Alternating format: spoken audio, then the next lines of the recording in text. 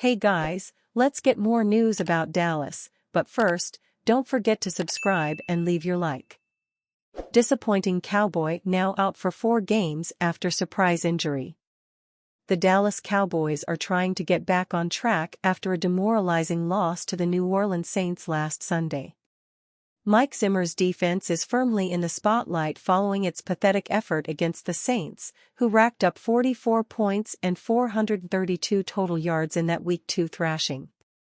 There were several players during that contest who were in a position to help out but didn't, and now one of them will be sidelined for at least 4 games.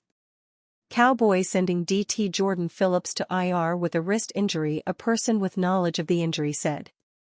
It was revealed on Wednesday that Dallas defensive tackle Jordan Phillips is hitting the injured reserve list due to a wrist issue. As ESPN's Todd Archer points out, the veteran DT had wrist surgery just last year, which could signal a potential setback if it's on the same hand. He had wrist surgery last season with Buffalo. Mike McCarthy has his Wednesday press conference soon. We'll update with more info then. Unfortunately, it's difficult to say the Cowboys will miss Phillips while he's out. At 6'6" and 330 pounds, Dallas was looking to the veteran to provide a big presence in the trenches. Instead, the former 2015 draft pick has made little impact since arriving via trade prior to Week 1, recording 1 assisted tackle and a QB hit over the first 2 weeks. The Cowboys have particularly struggled to stop the run to begin this season, allowing an unhealthy 141.5 yards per game on the ground, showcasing a clear need that still remains on the D-line. That weakness must be addressed by a roster addition or 2 in the coming weeks. One AFC heavyweight that desperately needs a win heading into Week 3 of the 2024 NFL season is the Baltimore Ravens, who, coming into the season, were thought to be legitimate Super Bowl contenders after falling 1 win short of reaching the big game last year. After losing in Week 1 of this season on the last play of the game due to an overturned touchdown call against the 2-time defending champion Kansas City Chiefs, the Ravens had their home opener in Week 2, playing host to the visiting Las Vegas Raiders.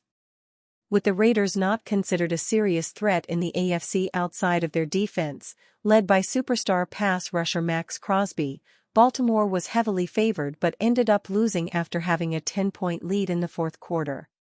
Things won't get any easier for the Ravens in Week 3 as they go on the road to face another tough defense in the Dallas Cowboys, led by superstar linebacker Micah Parsons, who knows his assignment of containing reigning NFL MVP Lamar Jackson will be no easy task. Cowboys head coach, Mike McCarthy, said I might spy Lamar, man, Parsons said, via Bobby Trossett of Ravens Vault. But I don't know. That's a tough feat for anyone to spy Lamar, man. So fast, so shifty, and if that's my job, I just got to step up and do my job so we can win the game because, at the end of the day, that's all that matters. Michael Irvin admits he's worried about Cowboys. For months, there has been a good deal of anxiety surrounding the Dallas Cowboys, not just because of the contract situations of Dak Prescott and CeeDee Lamb that lingered deep into the summer, but also because of the roster holes they didn't address in the offseason. After a solid Week 1 win against the Cleveland Browns, the Cowboys got embarrassed by the New Orleans Saints in Week 2, and now that anxiety has perked up again. Dallas will host the struggling Baltimore Ravens, and Cowboys legend Michael Irvin said he's concerned about his former team heading into the Week 3 matchup. I've never, ever worried about that old America's team moniker, but now I am, Irvin said on Speak. Dallas' running game is very weak, and their defense, which looked dominant at times last season, caved in during Week 2.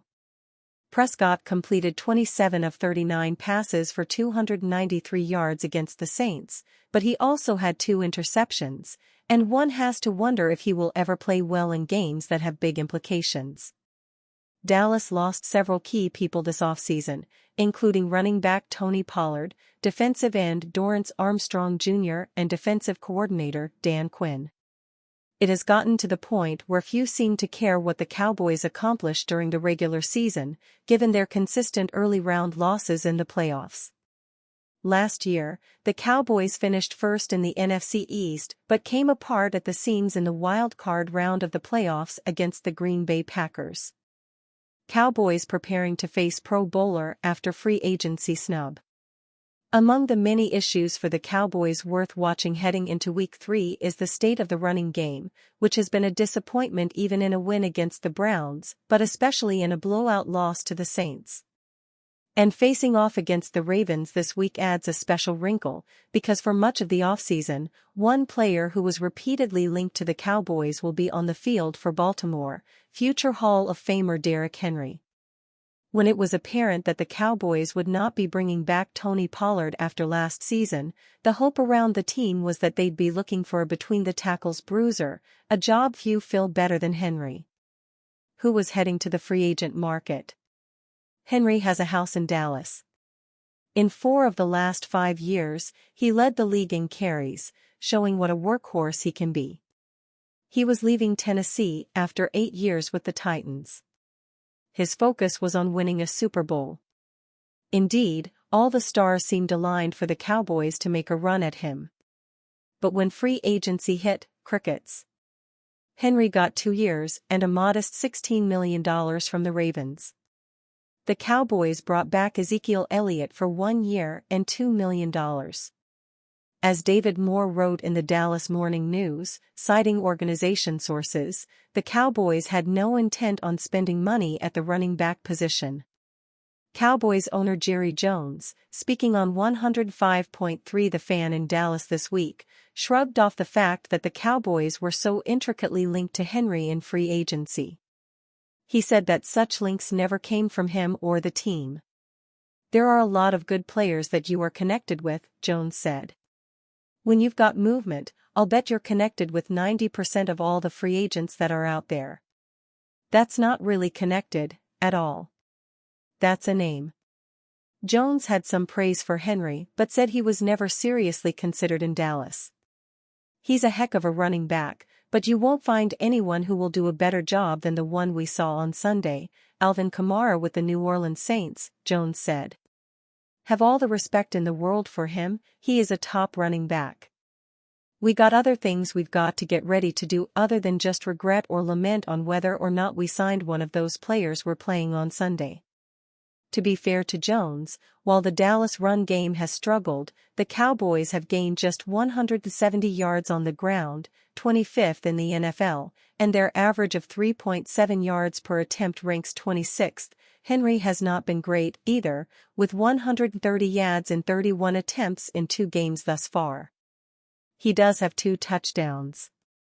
But he is wrong to suggest that the Cowboys-Henry connection is all a media construct. Henry himself indicated he'd like to play for the Cowboys, and said on the Bussin' with the Boys podcast. Henry said earlier in the offseason, in an appearance on the Bussin' with the Boys podcast, that his priority is winning, but he is not looking to play for free either. "I want to be somewhere that, whatever happens, gives me the best shot at winning the Super Bowl." The business side, there's a business side. It has to make sense. "I'm not going to just accept anything, at the same time, because it is a long season and we put our bodies through a lot. But I definitely want to be on a roster that can go out there and put ourselves in position to win games and get in the playoffs and contend for a ring." And you, fan? What do you think of the situation of Derrick Henry? Leave your opinion in the comments.